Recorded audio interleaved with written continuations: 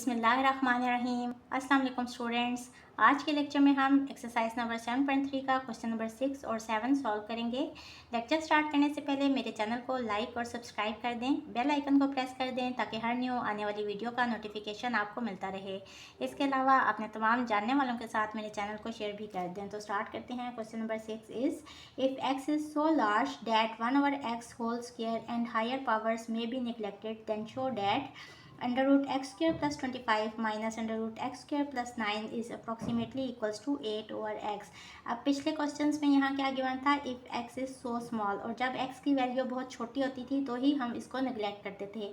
यहाँ आपको कंफ्यूज करने के लिए दिया हुआ है कि if X is so large, जब एक्स की वैल्यू बहुत बड़ी है तो फिर हम उसको किस तरह से निगलेक्ट कर सकते हैं। देखिए यहाँ हमें पता है कि जब 1 ओवर नीचे x की वैल्यू जितनी बड़ी होगी इस पूरी वैल्यू का आंसर उतना ही छोटा होगा, इसलिए हम यहाँ x को निगलेक्ट करेंगे जब वो रेसिप्रोकल की फॉर्म में होगा। तो इसको लेते हैं और इसको सॉल्व करते हैं। बिल्कुल उसी तरह से हम लेफ्ट हैंड साइड ले लेंगे।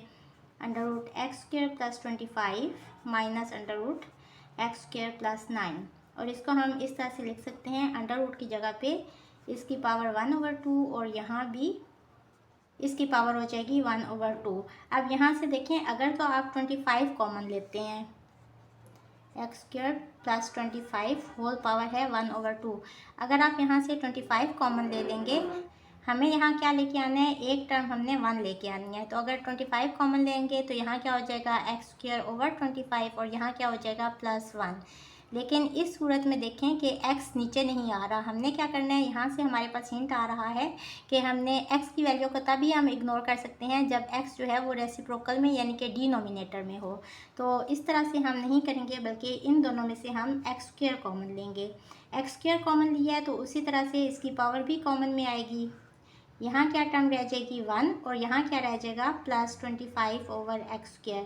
यहाँ नीचे एक्स स्क्र क्यों आया है, असल में हमने यहाँ ऊपर और नीचे एक्स स्क्र से मल्टीप्लाई भी किया और डिवाइड भी किया है। फिर एक्स स्क्र से जो मल्टीप्लाई हो रही थी टर्म वो बाहर कॉमन में आ गई और जो डिवाइड हो रही थी वो हमने यहाँ नीचे लिख दी।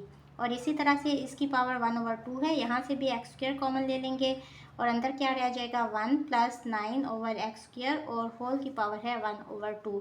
अब यहाँ हम बाइनोमियल सीरीज़ यूज़ कर सकते हैं जो कि है 1 plus X power n equals to 1 plus N X plus n into N minus 1 over 2 factorial और एक्स स्क्र। अब देखिए हमने स्क्र वाली वैल्यूज़ को निगलेक्ट करने हैं तो हम इसको और इससे आगे वाली टर्म्स को निगलेक्ट करेंगे। तो हमने सिर्फ 2 टर्म्स तक ही इन दोनों को एक्सपेंड करना है। यहाँ एक ही नंबर के ऊपर 2 पावर्स हैं तो पावर्स मल्टीप्लाई हो रही हैं, ये 2 इस 2 से कट जाएगा और यहाँ भी इसकी पावर है 1/2 तो ये 2 इस 2 से कट जाएगा। यहाँ क्या कॉमन में रह जाएगा x और अंदर इसको एक्सपेंड कर लें using binomial series. First term तो 1 ही होगी और सेकंड टर्म है nx। n यहाँ क्या है 1/2 और x क्या है 25 ओवर एक्स स्क्र। इसी तरह से माइनस का साइन x और इसको भी एक्सपेंड कर लेंगे using binomial series. First term 1 ही होगी और सेकंड टर्म हमें क्या चाहिए nx। n क्या है यहाँ 1/2 और x की वैल्यू क्या है 9 ओवर एक्स स्क्र। अब आप ये सोच रहे होंगे कि हमने 1 ओवर एक्स स्क्र को इग्नोर करना है तो यहाँ मैंने एक्स स्क्र नीचे क्यों लिखा है, ये वाली टर्म क्यों लिखी है। देखें यहाँ x इससे मल्टीप्लाई भी हो रहा है, जब ये इससे मल्टीप्लाई होगा तो x आ जाएगा और जब इसने इस टर्म से मल्टीप्लाई होना है तो एक x ने कट जाना है और डिनोमिनेटर में एक ही x बचेगा। अब यहाँ x को अंदर मल्टीप्लाई कर दें, ये हो जाएगा x प्लस यहाँ क्या होगा 25 ओवर 2 और एक x से कट जाएगा, नीचे एक x बाकी रह जाएगा। और इसी तरह माइनस x को भी अंदर मल्टीप्लाई कर दें, x प्लस 9 ओवर 2 और एक x से कट जाएगा तो डिनोमिनेटर में एक x बाकी रह जाएगा। ब्रैकेट ओपन कर लेंगे, 25 over 2x minus x plus 9 over 2x minus होगा minus 9 over 2x plus x और माइनस x कट जाएंगे और यहाँ डिनोमिनेटर में 2x है तो इसका एलसीएम ले लें, ऊपर क्या आ जाएगा 25 minus 9 is equals to 16 over 2x, 2 1 ज़ा 2, 2 8 ज़ा 16, तो इसका आंसर आ गया 8 ओवर x और यही हमने प्रूव करना था, hence proved. Question number 7 is find the term involving x power n while simplifying 2 plus x whole square over 1 plus x whole cube। सबसे पहले तो इसको लिख लेंगे 2 plus x whole square over 1 plus x whole cube। इसको हम इस तरह से लिख सकते हैं 1 प्लस एक्स, और ये टर्म जब ऊपर आई तो इसकी पावर नेगेटिव में आ गई -3। अब इसको हम सिंपल एक्सपेंड कर लेंगे using formula a plus B whole square equals to A square plus 2ab plus B square. तो ये हो जाएगा ए स्क्वायर यानी कि 2 का स्क्वायर 4 प्लस 2ab यानी कि 2 इंटू 2 इंटू एक्स, तो ये हो जाएगा 4x प्लस बी स्क्वायर यानी कि x का स्क्वायर। और इस पे अब हम बाइनोमियल सीरीज यूज़ करेंगे, फिलहाल इसको ऐसे ही लिख लें। अब यहाँ हमने क्या फाइंड करनी है, term involving x power n। तो इसके लिए हम टर्म का फार्मूला यूज़ करेंगे। जर्नल फॉर्म क्या है टर्म वाले फार्मूले की, T r plus 1 equals to n into n minus 1 into n minus 2 up to so on into n minus r plus 1 over r factorial, और x की power जो यहाँ नीचे होते हैं वही इसकी पावर होती है यानी कि x पावर r। तो यहाँ ये कॉमन में एज इट इज़ ही आ जाएगा, और इस पे हम टर्म वाला फार्मूला यूज़ करेंगे। n यहाँ क्या है -3, तो ये हो जाएगा -3, फिर -3 -1, तो ये कितना हो जाएगा -4, फिर -3 -2 ये हो जाएगा -5। इसी तरह इसे आगे n-3 होगा यानी कि n क्या है -3, तो -3 कितना होता है -6 अप टू सो ऑन, और है n minus R plus 1, n की जगह पे हम लगाएंगे -3 प्लस r माइनस r और प्लस 1, और r की वैल्यू फ़िलहाल हमें नहीं पता तो r फैक्टोरियल, और x यहाँ क्या है x ही है तो x की पावर r। अच्छा, अब हमने क्या करना है कि हमने इसको सिंप्लीफाई करना है, 4 को इससे मल्टीप्लाई करना है, फिर 4x को भी इससे मल्टीप्लाई करना है, और x स्क्वायर को भी इस सब से मल्टीप्लाई करना है। उससे पहले थोड़ा सा अंदर वाली जो ये वाली टर्म है इसको थोड़ा सा सिंप्लीफाई करते हैं। अब देखें यहाँ क्या है -3 -4 -5 -6। अगर मैं यहाँ -1 और -2 भी स्टार्ट में लिख लूँ, -5 -6 अप टू सो ऑन, और इसको सिंप्लीफाई कर लें, -3 प्लस 1 कितना होता है -2, तो ये हो जाएगा -r -2, और x की power r as it is. और देखें यहाँ मैंने मल्टीप्लाई किया है -1 इंटू -2 से, तो डिवाइड भी करूँगी -1 इंटू -2 से, और साथ में है r फैक्टोरियल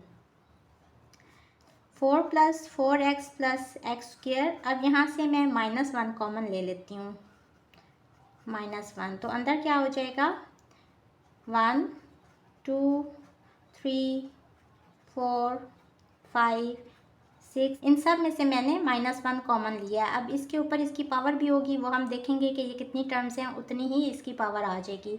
अब यहाँ से -1 कॉमन लेंगे तो अंदर क्या बचेगा r प्लस 2, यानी कि ये कितनी टर्म्स हैं r प्लस 2 टर्म्स हैं। तो यहाँ हम -1 के ऊपर कितनी पावर लिखेंगे r प्लस 2, क्योंकि -1 हमने r प्लस 2 टर्म्स में से कॉमन लिया है, और साथ में आ जाएगा x पावर r, और नीचे क्या हो जाएगा -1 इंटू -2 इज़ 2 हो जाएगा, माइनस इंटू माइनस प्लस हो जाएगा, और साथ में 2 और साथ में r फैक्टोरियल। अब हम क्या करते हैं कि हम इन सब को अंदर मल्टीप्लाई कर देते हैं, तो ये हो जाएगा -1 पावर r प्लस 2, और 4 जब इस सब से मल्टीप्लाई होगा तो क्या हो जाएगा 2 और r फैक्टोरियल। तो 4 जब अंदर मल्टीप्लाई होगा तो हो जाएगा 4 इसके साथ यूँ, और बाकी टर्म क्या आ जाएगी 1 2 3 up to so on r plus 2 X power r, और नीचे क्या हो जाएगा r को कॉमन ना लिखें, r को यहाँ लिख लें, ये हो गया। इसी तरह अब हम 4x को इस सब से मल्टीप्लाई करेंगे +4, और साथ में ये सब आएगा -1 पावर r प्लस 2, और अंदर क्या बचेगा 1 into 2 into 3 up to so on r plus 2 X power. अब देखें x पावर r है, और जब उसने x से मल्टीप्लाई होना है तो दोनों बेस सेम है, इनकी पावर्स ऐड हो जाएंगी। इसकी पावर कितनी है 1, तो x की पावर हो जाएगी r प्लस 1, ये पावर और ये पावर मैंने एक ही बेस के ऊपर लिख ली, और नीचे क्या है 2 है, 2 को हम बाहर लिख लेते हैं, और साथ में है r फैक्टोरियल, इसको हम अंदर ही लिख लेते हैं। इसी तरह अब हमने एक्स स्क्वायर को इस सब से मल्टीप्लाई करना है, तो ये हो जाएगा एक्स स्क्वायर है, तो बाकी सारी टर्म्स यही रहेंगी, सिर्फ ये वाली जो बेस है दोनों की, ये एक्स स्क्वायर है और ये एक्स पावर r है, बेस सेम है तो इनकी पावर्स ऐड हो जाएंगी, और ये हो जाएगा r plus 2 X power r plus 2। तो बाकी टर्म्स एज इट इज़ लिख लें ओवर 2, ये और ये मैंने कॉमन में लिख लिया, अंदर क्या आ गया 1 2 3 up to so on r plus 2 X power r है और ये 2 है, तो क्या हो जाएगा r प्लस 2 ओवर नीचे क्या है r फैक्टोरियल।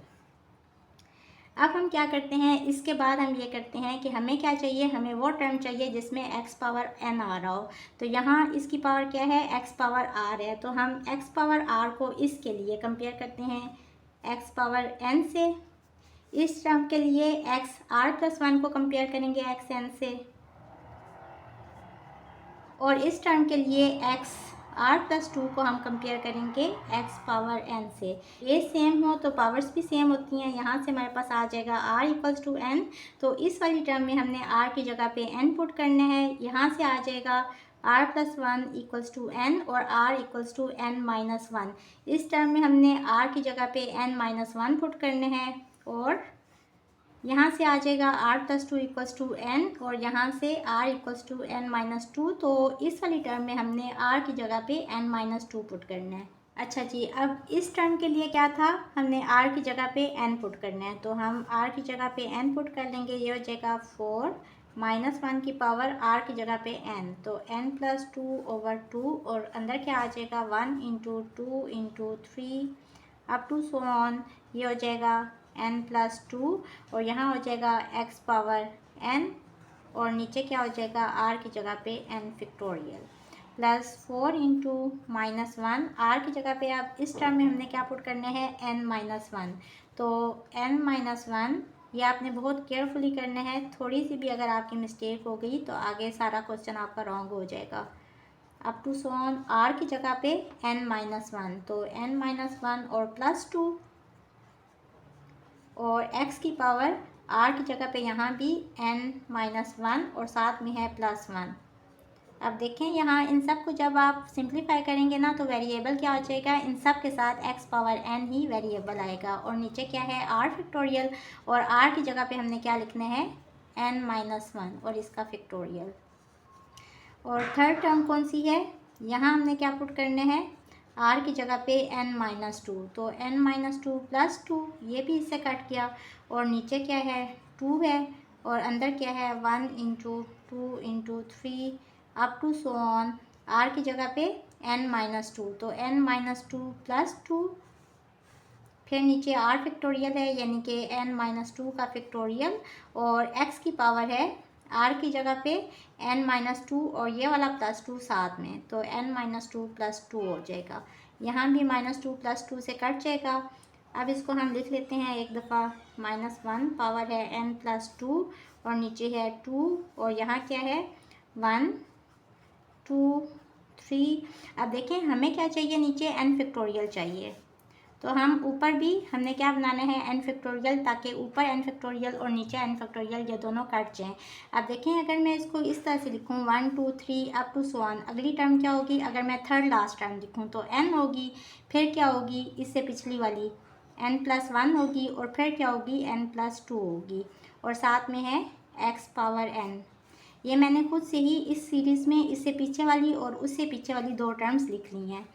और इसके बाद 4 माइनस 1 की पावर क्या होगी, यहाँ माइनस 1 प्लस 2 इज़ प्लस 1, तो n प्लस 1 इसकी पावर हो गई, और नीचे है 2, और यहाँ अब मैंने ऊपर क्या लेके आना है n माइनस 1 फैक्टोरियल लेके आना है। अब देखें ये क्या टर्म बन रही है, ये बन रही है n minus 1 plus 2 is plus 1, तो ये बन रहा है n प्लस 1। तो ऊपर मैं इसको ऐसे लिख सकती हूँ ना 1 2 3 अप टू सो ऑन। अगर मैं लिखूँ थर्ड लास्ट टर्म तो n माइनस 1, इसके बाद क्या होगी n, और इसके बाद क्या है n प्लस 1 है।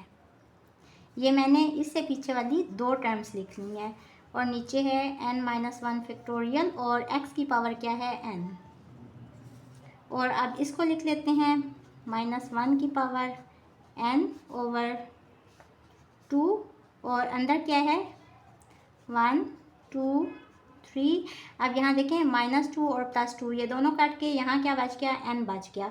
इससे पीछे वाली टर्म कौन सी होगी n माइनस 1, और उससे पीछे वाली कौन सी होगी n माइनस 2। ये मैं किस तरह से कह रही हूँ, देखें 3 से पीछे वाली टर्म कौन सी है, इससे एक कम। इसी तरह n से पीछे वाली क्या टर्म होगी n माइनस 1, यानी कि n से एक छोटी। तो ये हो जाएगा n माइनस 2, फिर n माइनस 1 और फिर n। ओवर n-2 फैक्टोरियल और साथ में है x पावर n। अच्छा जी, अब ये क्या हो जाएगा, इन सब में से कॉमन भी आ रहा है, एक तो 2 कॉमन है नीचे, तो ये कॉमन ले लें। और क्या कॉमन है, ऊपर है x पावर n, तीनों टर्म्स में, तो ये भी कॉमन ले लें। और -1 की पावर हम कितना कॉमन ले सकते हैं, यहाँ है n+2, यहाँ n+1 और यहाँ है n, तो -1 की पावर n हम कॉमन ले सकते हैं।